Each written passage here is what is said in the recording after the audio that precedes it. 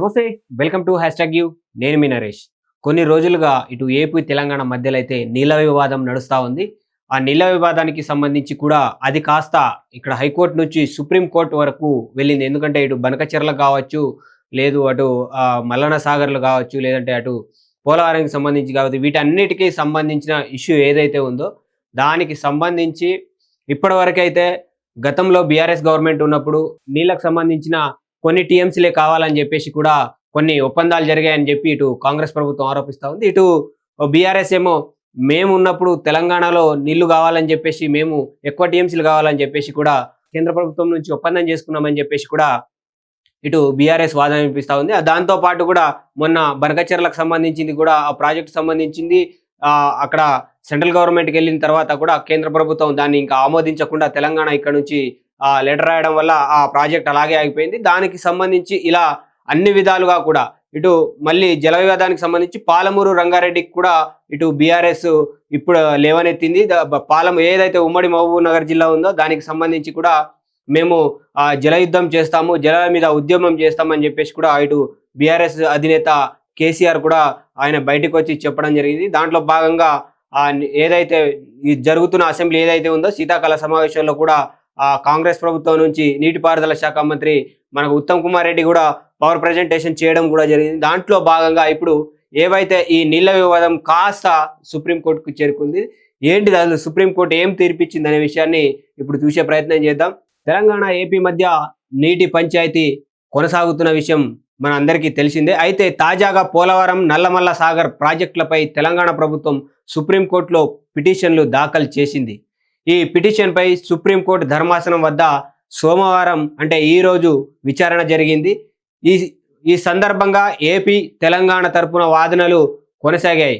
AP ప్రభుత్వం తరపున న్యాయవాది జగదీష్ గుప్తా ఆయన వాదనలు వినిపించారు.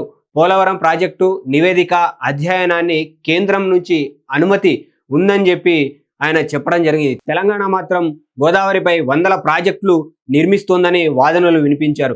ఇందుకు సిజేఐ మాట్లాడుతూ పరివాహక రాష్ట్రాల అభిప్రాయాలు పరిగణనలోకి తీసుకోవాలని ఆయన సూచించారు.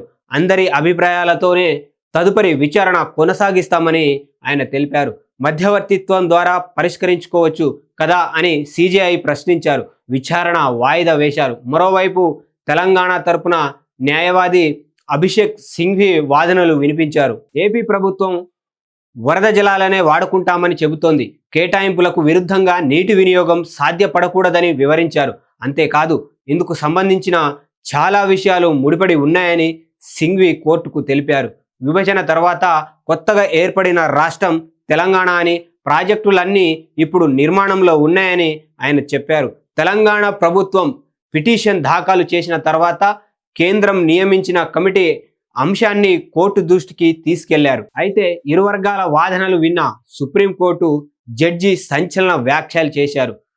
కమిటీ ఏర్పాటు చేశారని తమరే చెబుతున్నారని తెలంగాణ ప్రభుత్వాన్ని ప్రశ్నించారు. కమిటీని అన్ని విషయాలపై నివేదిక ఇవ్వనీయండని వ్యాఖ్యానించారు. సివిల్ సూట్లో జోక్యం చేసుకొని నిలుపుదల చేసే అధికారం సుప్రీంకోర్టుకు ఉందా అని ప్రశ్నించారు.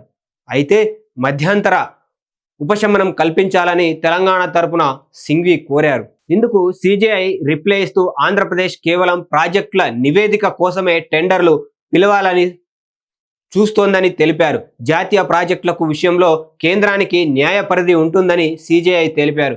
ఏపీ ప్రభుత్వం భవిష్యత్తులో చేపట్టే ప్రాజెక్టులకు నివేదికపై అభ్యంతరం ఏమిటని ఏపీ లాయర్ ముకుల్ రోహిత్గి ప్రశ్నించారు. ఏపీ ఇల్లు ఆ రాష్ట్రం కట్టుకోవాలంటే మిగిలిన వాళ్ళు అభ్యంతరం ఏంటని నిలదీశారు. తన భూభాగంలో నిర్మించే ప్రాజెక్టు నివేదిక తయారు చేసుకుంటే అభ్యంతరం ఎందుకో చెప్పాలన్నారు. రాయలసీమలో కరువు ప్రాంతాలకు నీటిని తీసుకెళ్లడానికి ప్రాజెక్టు ప్రతిపాదన అని ముకుల్ పేర్కొన్నారు. ఎక్కడ ఏ ఉత్తర్వులు, తీర్పు ఉల్లంఘనలు ఈ ప్రాజెక్టులో లేవని ముకుల్ తెలిపారు. ఇందుకు పరివాహక ప్రాంతం రాష్ట్రాల అభ్యంతరాలు పరిగణలోకి తీసుకోవాలని సిజేఐ సూచించారు.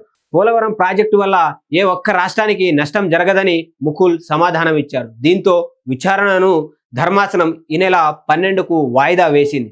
అంటే మొత్తం మీద ఇటు ఏపీ, తెలంగాణకు సంబంధించింది కూడా చాలా వరకు ఈ జలాలుగా అంటే ఇటు తెలంగాణ రాష్ట్రానికి ఏవైతే ఈ ప్రాజెక్టుల వల్ల అన్యాయం జరుగుతుందని చెప్పేసి కూడా తెలంగాణ ప్రభుత్వం కోర్టుకు వెళ్ళడం అయితే జరిగింది. సుప్రీం కోర్టులో ఆయన వాదనలు విన్న తర్వాత సిజే ఈ నెల 12కు ఈ జలాలకు సంబంధించి కూడా ఈ జలాల మళ్ళీ వాయిదా వేయడం, ఈ నెల 12కు వాయిదా వేయడం అయితే జరిగింది. దానికి సంబంధించి కూడా ఇటు తెలంగాణ, ఆంధ్రప్రదేశ్ అలాగే ఇటు కర్ణాటక ఏవైతే బార్డర్లు ఉన్నాయో మధ్యవర్తిని పెట్టుకొని దీనికి మీరు అంటే ఈ ప్రాబ్లం సాల్వ్ చేసుకోవచ్చు కదా అని సిజేఐ ప్రశ్నించడంతో దానికి సంబంధించి మాకు అన్యాయం జరుగుతుంది, జలాల వాటలో తెలంగాణకు ఎక్కువ అన్యాయం జరుగుతుంది, మేము కొంతవరకే వాడుతున్నామని అటు ఏపీ చెప్పి మొత్తం మీద తెలంగాణకు అన్యాయం చేస్తుందని చెప్పేసి కూడా ఇటు తెలంగాణ ఆ లాయర్ అయితే వాదించడం జరిగింది. దీనిపై మీ అభిప్రాయాలను కింద కామెంట్ రూపంలో తెలియజేయండి. అప్పటి వరకు చూస్తూనే ఉండండి #you.